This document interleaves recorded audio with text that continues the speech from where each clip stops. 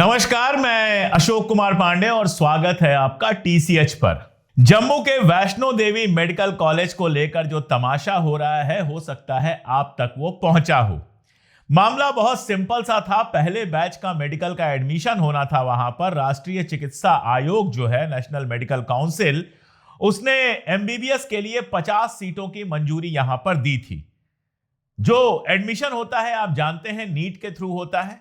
NEET के through competition हुआ, competition के बाद यहां पर भर्ती हुई और भर्ती हुई तो शोर इसलिए मच गया क्योंकि 42 सीटों पर मुसलमान चुने गए और 8 सीटों पर सिर्फ हिंदू लड़के चुने गए। और इस देश में हिंदू मुसलमान से बड़ा क्या है जिस पर तमाशा किया जाए। आज दिल्ली की हालत यह है कि दिल्ली के पर्यावरण मंत्री कहते हैं कि पोल्यूशन की हालत सुधर गई है, इसलिए ग्रैब 3 हटाकर ग्रैब 2 कर दिया जाएगा और सारे लोग अब ऑफिस जाएंगे, बच्चे स्कूल जाएंगे, सब होगा। और जज साहब जो हमारे हैं, सीजेआई साहब, वो कहते हैं कि मैं 1 घंटे के लिए वॉक पर गया था, मेरी हालत खराब हो गई, मेरी तबीयत खराब हो गई।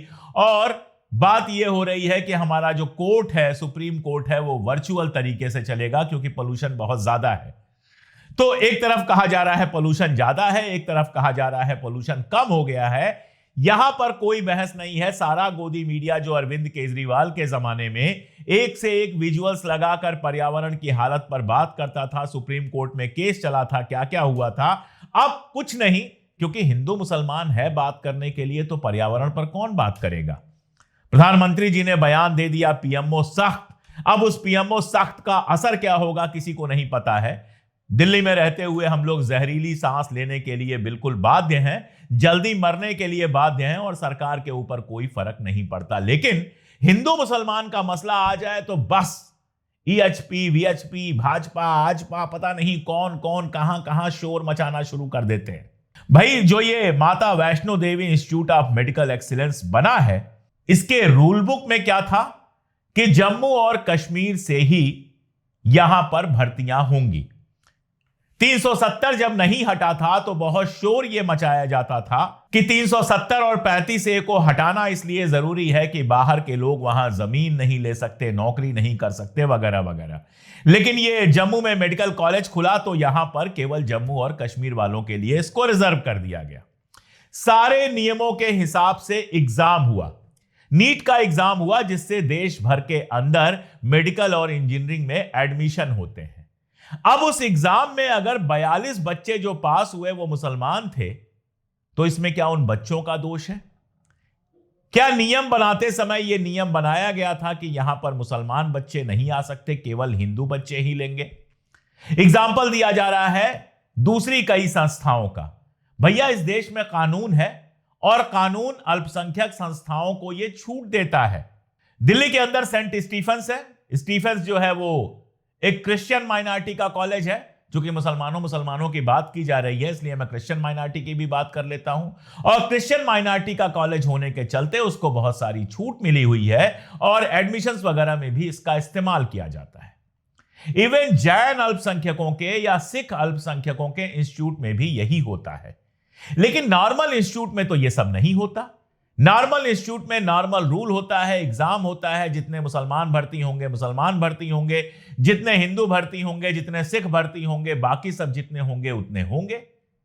फिर ये माता वैष्णो देवी मेडिकल कॉलेज को लेकर इतना तमाशा क्यों किया जा रहा है? तमाम लोगों ने इस पर बयान देने शुरू किए हैं। राज्यपाल से मांग किया जा रहा है कि नियम बदल दो, 90% हिंदुओं के लिए आरक्षण कर दो, वगैरह वगैरह वगैरह। यह सारा तमाशा चल रहा है माता वैष्णो देवी मेडिकल कॉलेज के नाम पर। पहले भी ये तमाशे कम नहीं हुए हैं। आपको याद होगा जब आईएएस के अंदर कुछ मुस्लिम छात्रों का एडमिशन हो गया था तो सुदर्शन टीवी पर बाकायदा यूपीएससी जिहाद का कार्यक्रम चलाया गया था। मतलब मुसलमानों के बच्चे ना पढ़ें तो आप उनको पंचर बनाने वाला कहो। बड़े बड़े लोग अपने बयानों में पंचर बनाने वाले का उपयोग करते हैं।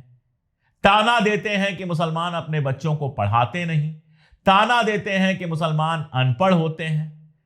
अरे भाई, पंचर बना रहे हैं, आपकी गाड़ी बिना पंचर बने तो चलेगी नहीं। अगर गाड़ी पंचर हो जाए तो पंचर बनाने वाले की तलाश उस समय किसी और तलाश से बड़ी होती है कहीं से पंचर वाला मिल जाए, आपकी गाड़ी बना दे, आप गाड़ी लेके चल पड़ो, यही आपकी इकलौती इच्छा होती है। लेकिन पंचर बनाने वाले के नाम से मुसलमानों को आप बदनाम करोगे। पंचर बना रहे हैं, दाल रोटी कमा रहे हैं, सरकार को टैक्स दे रहे हैं और नौकरी की लाइन में नहीं लग रहे हैं बेरोजगारी के इस दौर में, तो भी बुरा है। और अगर पढ़ लिख जाए, पढ़ लिख के कंपटीशन क्लियर करने लगे, डॉक्टर बनने लगे, इंजीनियर बनने लगे, आईएएस बनने लगे, पीसीएस बनने लगे, तो भी इनके सर में दर्द है, तो भी इनको प्रॉब्लम है। अरे खुश होना चाहिए कि जहां कश्मीर में बाकी सारी इतनी समस्याएं हैं, वहां कम से कम बच्चे जबरदस्त मेहनत कर रहे हैं और मेडिकल में एडमिशन ले रहे हैं, पढ़ेंगे, लिखेंगे, अपने पैरों पर खड़े होंगे तो राज्य का विकास होगा। लेकिन नहीं साहब, वहां पे आपको हिंदू मुसलमान करना है। हिंदुओं के बच्चों को तो आपने वैसे ही बर्बाद किया हुआ है। मस्जिदों के सामने नारा लगा रहे हैं, कभी कहीं कोई तमाशा कर रहे हैं, दिन रात सोशल मीडिया पर गाली गलौज कर रहे हैं, कोई गो रक्षक बना हुआ है, कोई मंदिर रक्षक बना हुआ है। तो ये सब कहानियां चला के हिंदू बच्चों का तो जो आप हाल कर रहे हैं वो आप कर ही रहे हैं। मैं पूर्वी उत्तर प्रदेश से आता हूं और बड़ी शान से कहता था कि मेरे इलाके में बहुत अमीरी नहीं है बल्कि गरीबी है, लेकिन बच्चे पढ़ाई के लिए कुछ भी करते हैं, जान लगाते हैं। माँ बाप कर्जा लेकर भी बच्चों को पढ़ने के लिए बनारस, लखनऊ, दिल्ली भेजते हैं और पढ़ाई के दम पर बच्चे डॉक्टर बनते हैं, इंजीनियर बनते हैं, आईएएस बनते हैं, अपने पैरों पर खड़े होते हैं और अपने परिवार को भी आगे बढ़ाते हैं, देश को भी आगे बढ़ाते हैं। लेकिन आज उसी पूर्वी उत्तर प्रदेश में आप जाइए, मोटरसाइकिलें हैं, मोटरसाइकिलों पर झंडे लगे हैं, भगवा झंडे लगे हुए हैं, कोई योगी जी की सेना में है, कोई किसी सेना में है, दिन रात तमाशा, बच्चों की पढ़ाई लिखाई, इंस्टीट्यूट सारे के सारे बर्बाद हैं और सिर्फ धर्म का नाटक चल रहा है। तो जब यही सब चलेगा तो कहां से मेडिकल में एडमिशन होगा? एक तरफ तो आप रिजर्वेशन का विरोध करेंगे, दलितों को, पिछड़ों को, आदिवासियों को जब रिजर्वेशन मिलेगा तो आप कहेंगे जिनके पास योग्यता नहीं है उनको आप डॉक्टर, इंजीनियर कैसे बना सकते हैं? आप कहेंगे कि रिजर्वेशन वाला डॉक्टरी पढ़ के आएगा तो हम उससे इलाज नहीं कराएंगे क्योंकि उसके पास योग्यता नहीं होगी। आप चाहे दलित पिछड़ा कितना भी पढ़ लिख जाए, कितना भी सम्माननीय बन जाए, उसके लिए आरक्षण को लेकर आपके मन में हमेशा एक हीन भावना रहेगी। उसके लिए आप हमेशा अपशब्दों का प्रयोग करेंगे, हमेशा उसका अपमान करेंगे।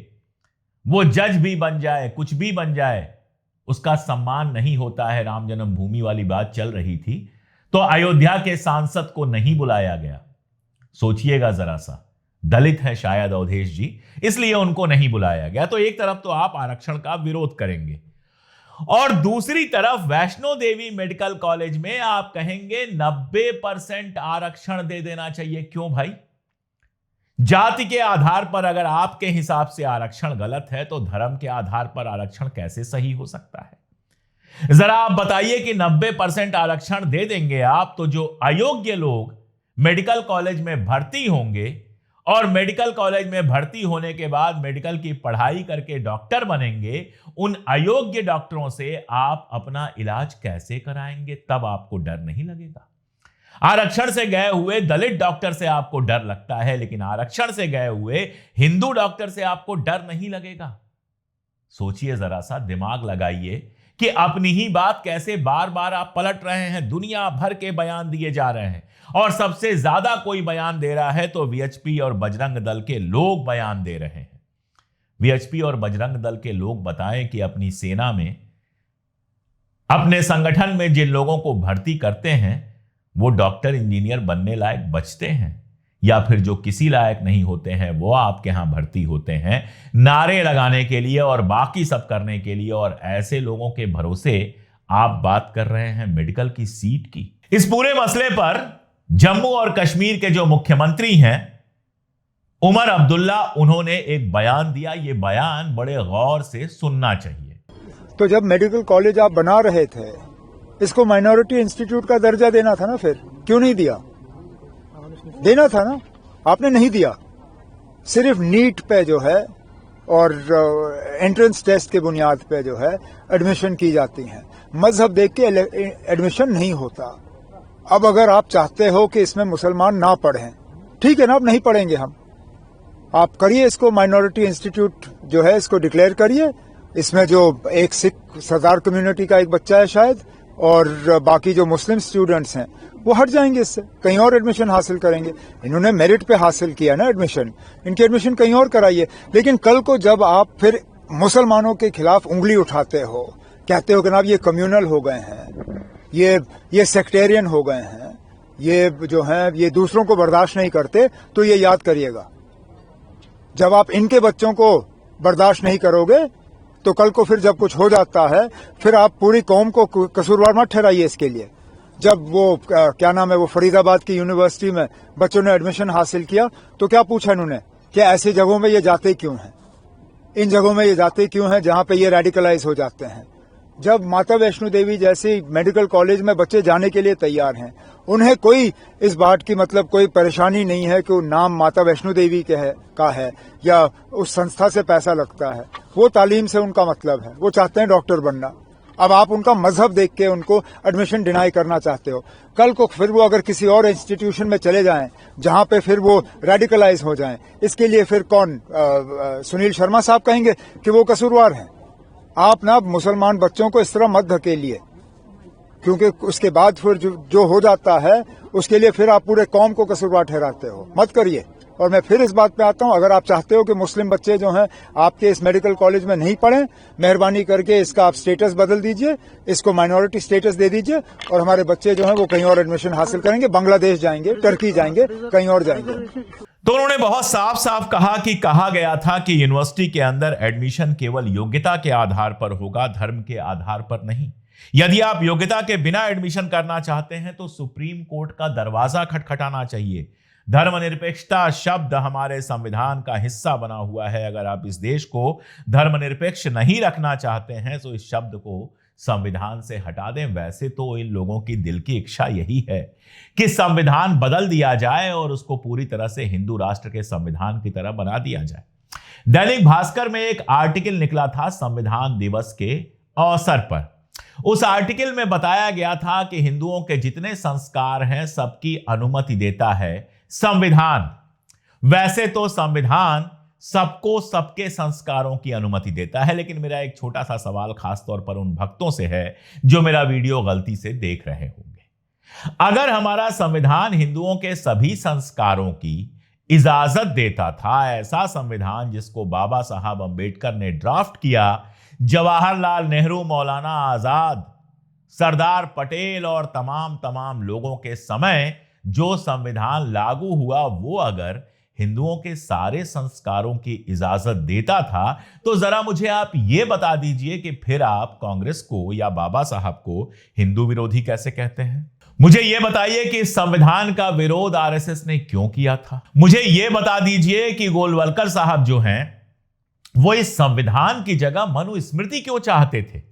जब यह संविधान हिंदुओं के सारे संस्कारों की इजाजत देता है, फिर आपको इस संविधान से क्या प्रॉब्लम है। कहीं यही प्रॉब्लम तो नहीं कि यह दलितों और पिछड़ों को भी अधिकार देता है, अल्पसंख्यकों को भी अधिकार देता है, इस देश के हर नागरिक को अधिकार देता है, महिलाओं को अधिकार देता है। तो आपकी प्रॉब्लम यह नहीं है कि संविधान आपके हिंदू क्रियाकलाप में कहीं कोई समस्या देता है। 2014 के बहुत पहले हम लोगों की एक उम्र हो गई थी, बड़े हो चुके थे हम लोग, और हम जानते हैं कि 2014 के पहले भी इस देश में दिवाली मनती थी, दशहरा मनता था, होली मनती थी, रामचरितमानस का पाठ होता था, मंदिर बनते थे, सब कुछ होता था। किसी कार्रवाई पर कोई रोक नहीं थी। बंगाल में शानदार दुर्गा पूजा का जुलूस निकलता था, जगन्नाथपुरी की शानदार यात्रा निकलती थी, फूल वालों की यात्रा निकलती थी दिल्ली के अंदर। सिख अपने तरीके से जीते थे, मुसलमान अपने तरीके से अपने त्योहार मनाते थे, किसी को कोई त्योहार मनाने पर रोक नहीं थी। लेकिन प्रचार ऐसे किया जाता है कि 2014 के पहले हिंदू अपना त्योहार मनाने में डरते थे, हिंदू होने में लोगों को डर लगता था। हमें तो कभी डर नहीं लगा, हमारे बाप दादों को कभी डर नहीं लगा, हमारे रिश्तेदारों को कभी डर नहीं लगा। ये कौन से लोग हैं जो तब डर रहे थे।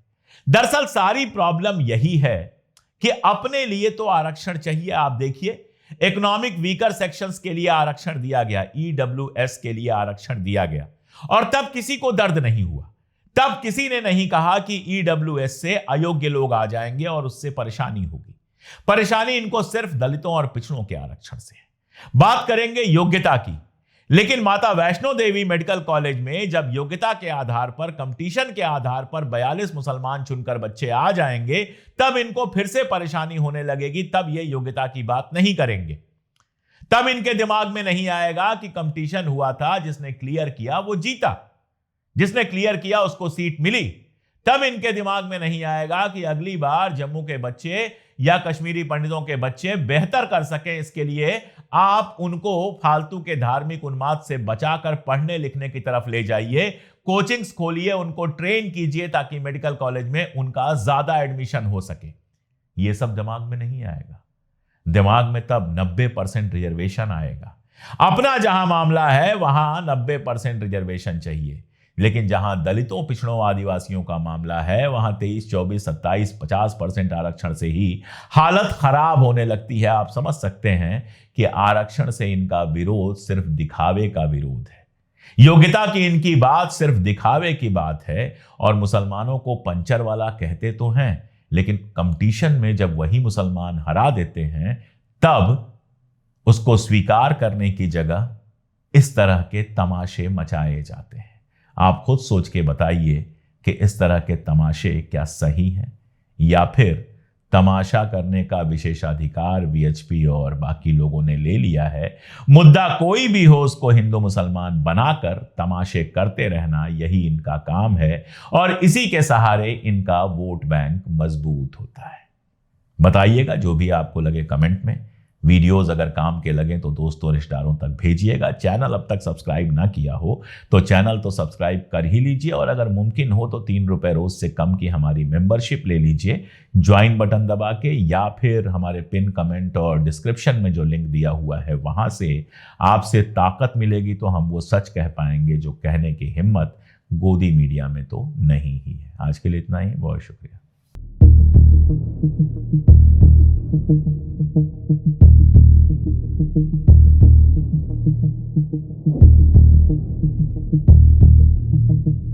Thank you.